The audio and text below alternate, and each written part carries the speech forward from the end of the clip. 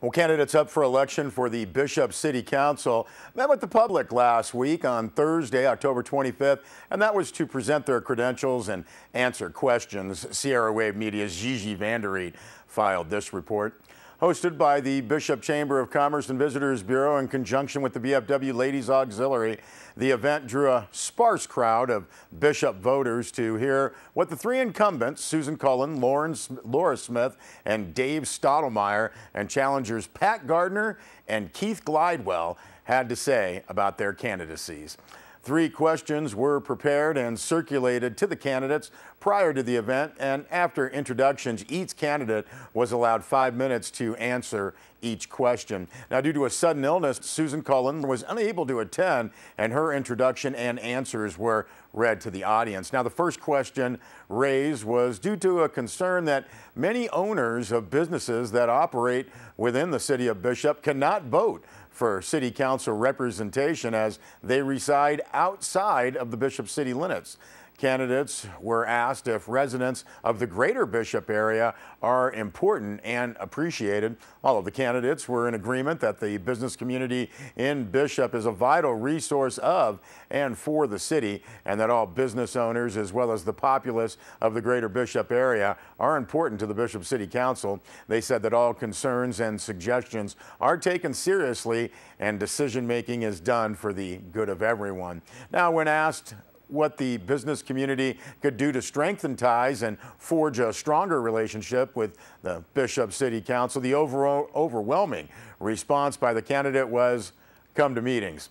Incumbent David Stottlemyre said he believes there is a difference between a resident and a citizen. He says a resident just lives here and a citizen gets involved, and he says we need more citizens.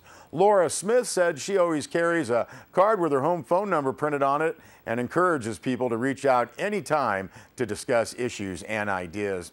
In talking about a Buy Local campaign, Keith Glidewell encouraged business owners to work with the Bishop City Council and other community entities to educate the local public on the specific challenges faced by local business owners.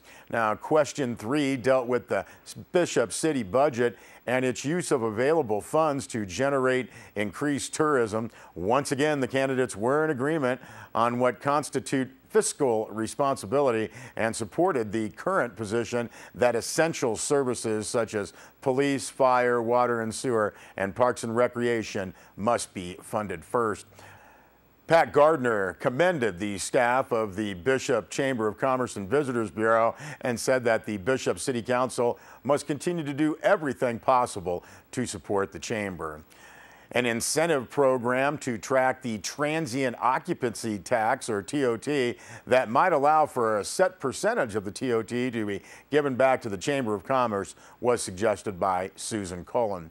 Now, a question from the floor about youth participation in the City Council was met with enthusiasm by both the audience and the candidates. The candidates talked about programs currently in place such as Council on Campus and internships, as well as ideas about promoting civic duty and training for potential employees and the future business owners of Bishop. Now, although this forum did not show a clear difference of opinion by what candidates in the City Council members' roles and responsibilities are, it did serve to get the personalities in touch with the voters, and we thank Gigi Vanderriet for that story and video.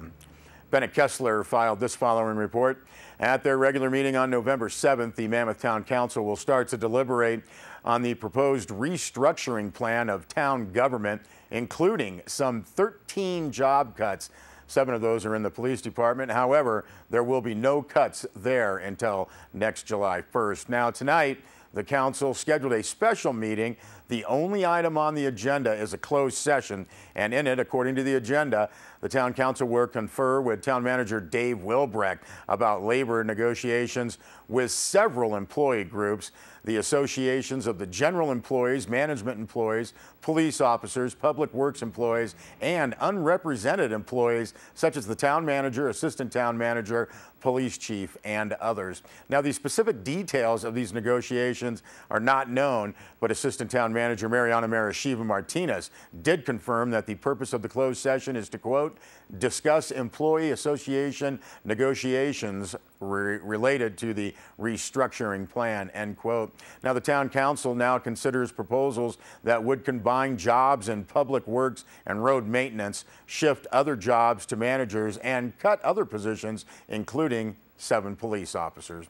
When the Mammoth Lakes Town Council met more than a week ago, citizens stood up against the closure of Whitmore Pool and the new restructuring plan. Some supported new taxes to help pay off the $29.5 million lawsuit debt. Now, former Councilman Kirk Stapp, he called for a lift ticket tax since he believes Mammoth Mountain is partially responsible for the lawsuit judgment. Still, others supported Mammoth Lakes housing and opposed cuts there. The idea of allowing more single-family homes to rent out to transients has received mixed reviews. The idea here is to raise more transient occupancy tax, and citizens so far also seem divided over whether or not the town should use money from measures A, T, R, and U to pay for those services other than those specified when the measures were passed.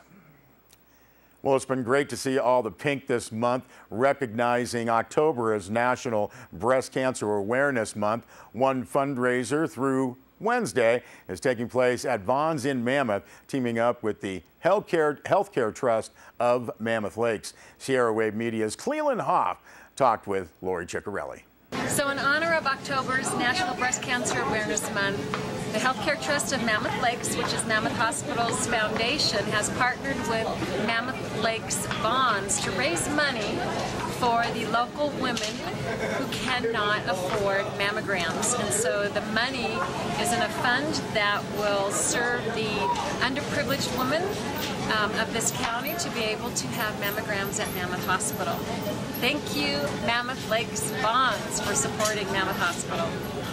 So today, the staff of Mammoth Hospital and the physicians have come over to Vons to bag for breast cancer. We have volunteers from the hospital that are taking their time and volunteering to bag groceries to support Mammoth Lakes Vons and the community.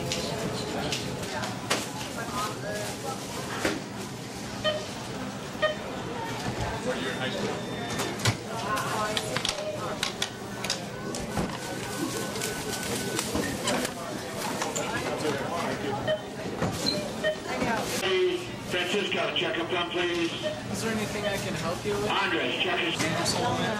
To tie together with people waiting for the pink glow stand? Yeah, hopefully. Yeah, we're kind of behind on pink glove dance votes, but you know, all of them help.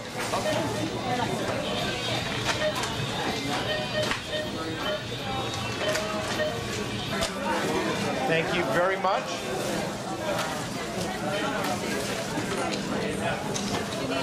How's it going? What are you selling today? What are you doing? And are you guys taking donations right here?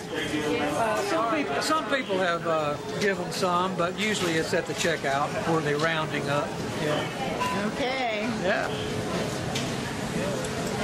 Okay. So are you going to end up bagging groceries? We're going to end up bagging groceries to help for breast cancer. And you have helpers? We have helpers. Getting cartilage. Are you ready to change it? Bagging groceries. Thanks, have a great weekend. For the Newberries here.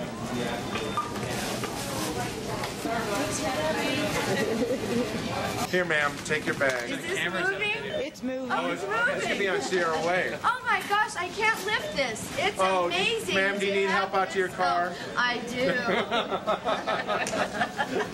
My God. Money raised during the donation of the checkout is for breast cancer awareness solely in Mono County and Mammoth Hospital. Thank you for your generosity. Well, we thank Lori Ciccarelli and Cleland Hoff for that. And again, you can still donate at the Mammoth Vons through Wednesday. We'll be back with more news.